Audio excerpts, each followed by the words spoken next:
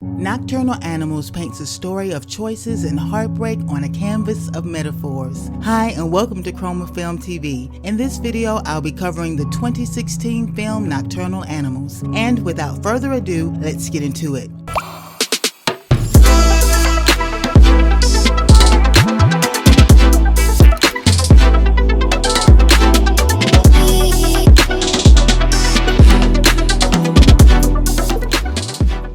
Screenwritten and directed by fashion designer Tom Ford, the 2016 drama thriller movie Nocturnal Animals is based on a 1993 novel, Tony and Susan, written by Austin Wright. The story revolves around the gallery owner Susan Morrow, played by Amy Adams, as she takes a walk down memory lane while reading the manuscript of her ex-husband Edward, played by Jake Gyllenhaal. Through her dismay of reading the troubling words on the pages, she's forced to reflect on choices she's made and has to start looking inwardly to recognize the damage she's done to herself and to those around her.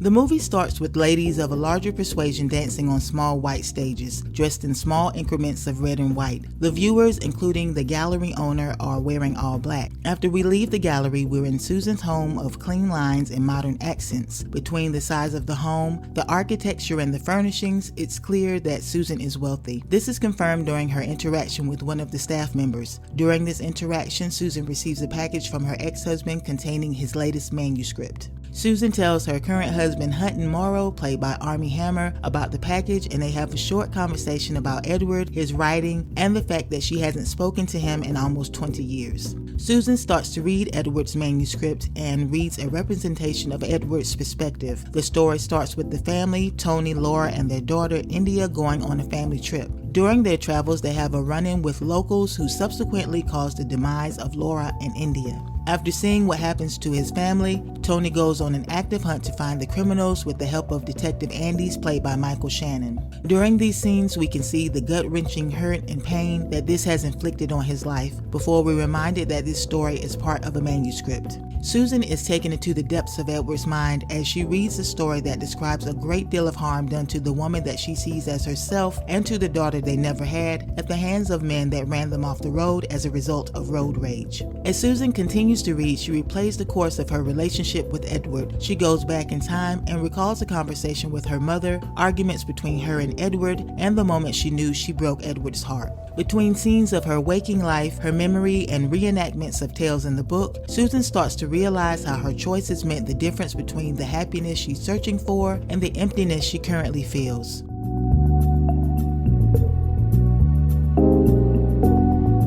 The opening scenes gives clues about the type of movie this will be. Colors worn by certain characters usually gives a clue about the characters wearing those colors, but instead of describing the characteristics of the ladies, these scenes set the mood for the rest of the film. I have to be honest here, I'm not sure about the meaning of the message in the opening scene, but here's my theory.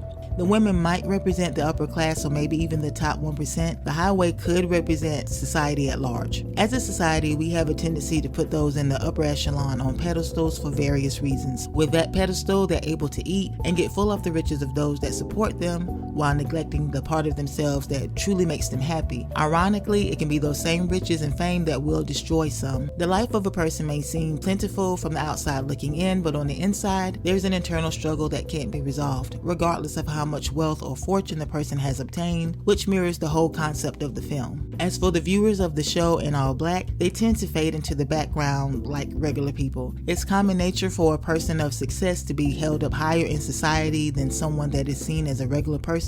It's not right, but that's why I called it common nature instead of human nature, which should be to embrace a good person regardless of their financial standing, but I digress. These scenes could act as a foreshadowing of the relationship Susan and Edward shared. Susan's wealthy, but she's about to come face to face with an internal struggle. Edward put Susan on a pedestal, but instead of receiving love, he was disposed of with no regard. In these scenes, Susan is wearing all black, representing her power, wealth, and authority. Her husband is wearing navy, which also stands for authority, especially when used for the color of a suit. Initially, life seems to be good between the two until we start to see the power struggle between the couple, a struggle that regards matters of the heart, not of finance. When Susan and Hutton met in college, she was still married spirit to Edward. She made a choice to leave Edward for a life that would promise wealth and stability with Hutton. For Susan, black doesn't just represent authority, it represents a darkness, showing how she felt about her choices, and in turn, it also represents her current mental state. She's unhappy and regrets the choices she made to leave Edward. He wasn't a rich man, but he loved her, only wanting her to believe in him. Her hope has now been replaced with pessimism, and the ray of happiness that was once ridiculed is now missed and desired.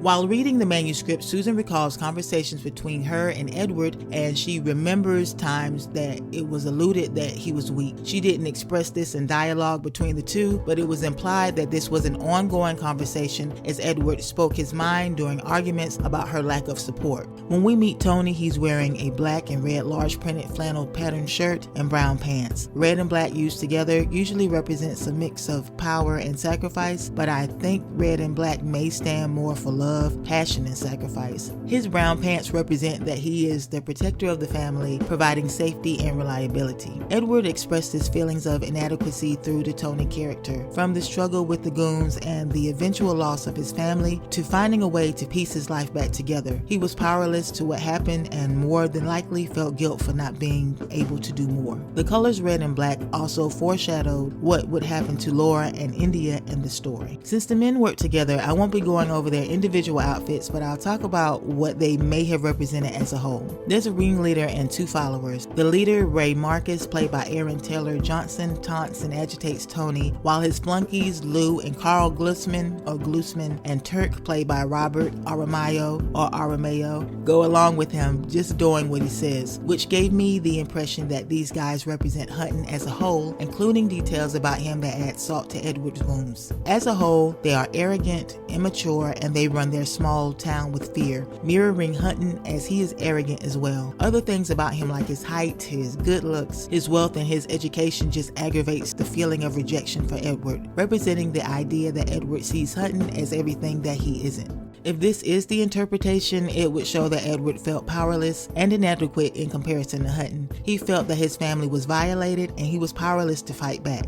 The detective Bobby Andes, played by Michael Shannon, appears to be a representation of Edward pulling himself back together. The detective was stern and straightforward, but he was also dealing with an incurable illness and a short time to live. Knowing that he was retiring soon and time was not his friend, he was willing to break the law to see justice done. Edward may have felt that if he was stern or straightforward, he may have done a better job with keeping Susan happy. The fact that the detective was sick could represent the extent of Edward's pain and the sickness of his heart. The part of him that was a vigilante could represent the fact that Edward wanted to pummel the man that destroyed his family. The detective wears browns and whites, reflecting that he is reliable and stable. The white could represent the pureness of pain in Edward's heart toward Susan, but being that white could represent new beginnings or a clean slate, it could also represent the part of Edward's life where he starts to pick up the pieces to become a productive man by putting the hurt behind him.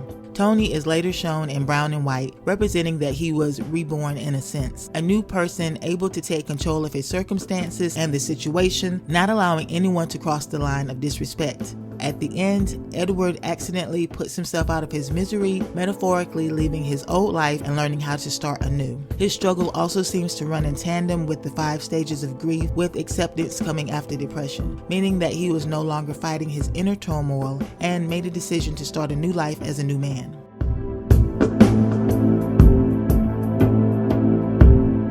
By the end of the film, Susan got a strong dose of her own medicine. Edward was able to heal and move on, and expressed this by standing her up for dinner, giving Susan a clear signal that he was no longer interested in taking a part in her happiness. As a whole, I really enjoyed this film. I liked the way it looked, the subtle hints and metaphors, and I really enjoyed how it was able to draw me in and allow me to root for a character. The only negative thing I would say about the film is the jump scare. When Susan saw a vision of Ray Marcus from the manuscript in her employee's phone, it literally scared the crap out of me. So it did its job, but I didn't really understand why it was there. there. I get the idea that it was to tell me that Edward was on Susan's mind, but it did take me away from the story a little as I tried to figure out how she was able to create an image in her mind strong enough to scare her in her real world. It could have represented the point where she realized how much damage she had done, fully realizing that she was the cause of her own pain and the entire reason why she's not with someone that truly loved her and adored her, but I'm not definitely sure. Other than that, I would recommend this to anyone that enjoys seeing vibrant, beautiful images on screen. It's visually striking and has a message that almost anyone can relate to, with metaphors that are clear and thought-provoking. It combines all the elements of a drama thriller and paints them beautifully on a moving canvas. In general, I could immerse in this film. I could see the pain that Susan felt after she realizes what she's done to herself, and I could also feel the pain felt by Edward as he had to deal with rejection from the woman he's loved since he was a young man. I feel this film truly makes one stop to think about how they treat people, to take the time to look at the value of a person they have in their life, not just for what they can do financially, but how they can enrich the soul and give love from a place of purity and admiration. If the love is healthy, be careful to feed it and cultivate it before being quick to throw it away. If you want to watch this film, it's currently available on Netflix. And on that note, have an awesome day. Be good to yourself and good to others. Peace.